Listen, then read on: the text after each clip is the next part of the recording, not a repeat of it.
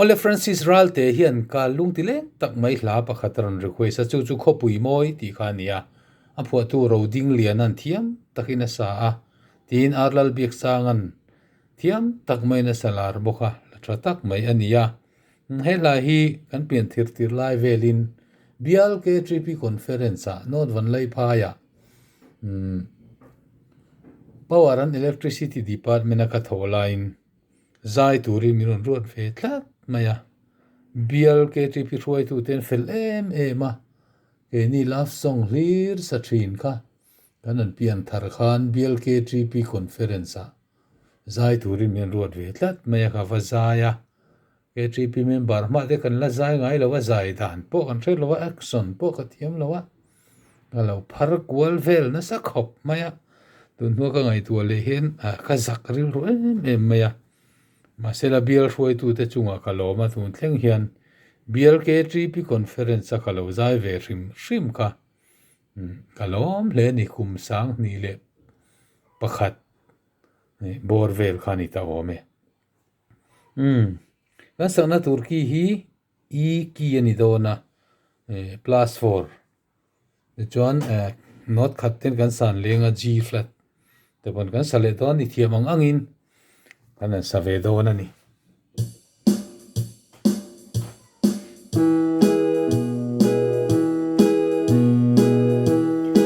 karam ngai lai Jerusalem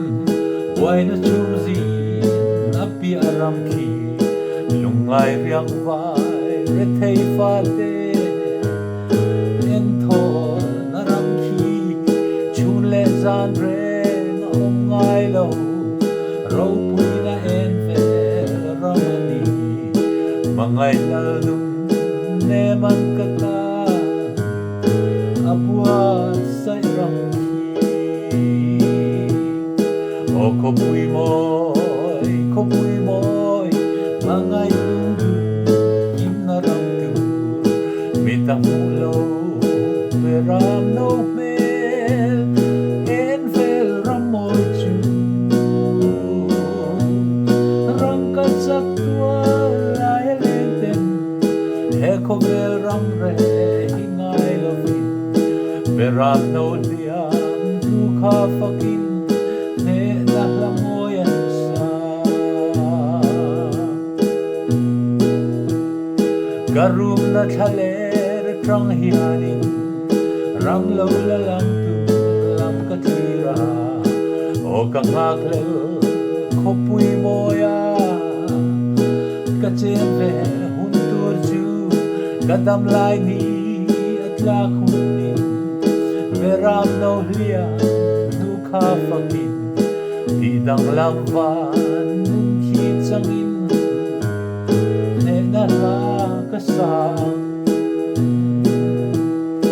o khopui moi mangai tu kim na ram tu mitang lo veram no mel en vel ram moi chu ram ka sak tua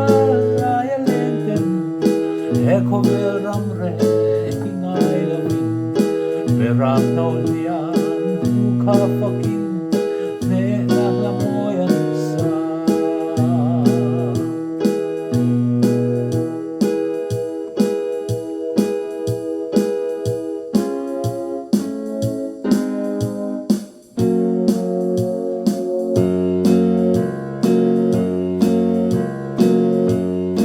lalpadan tu Zion ami Jerusalem apuan chua Kristatina let holena chan chin tra hiani tu po he tu thuma chenten lau tu reng reng kan nei lo ve uta sak lo khopui moi ki ta na tia ba khopui moi mangai tum tu kim na ram chu mita hulo veram no mel en vel ram moi chu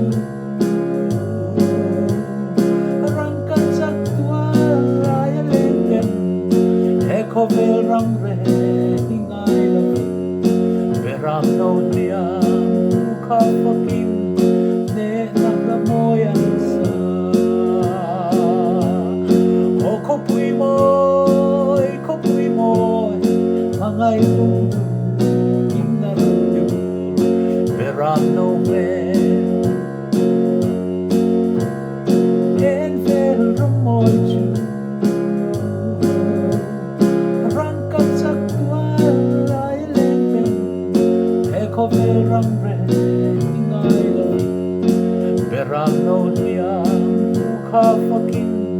ne na la moyan sa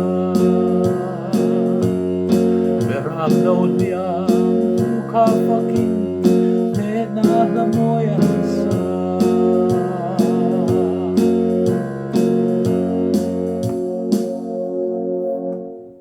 ka sak lai khan ka ri ru lo la pe ga om deu le ka ka sa boi deu zo ka to la ma khan he la po tu hi ka re so lo chen UPC member ko ran mi ania chu wangin la tha ta mai an phua ka ngai tu chu ko ran hi chu pakhat chaw ania pol hi chu kan om frang mai mai ania chu wangin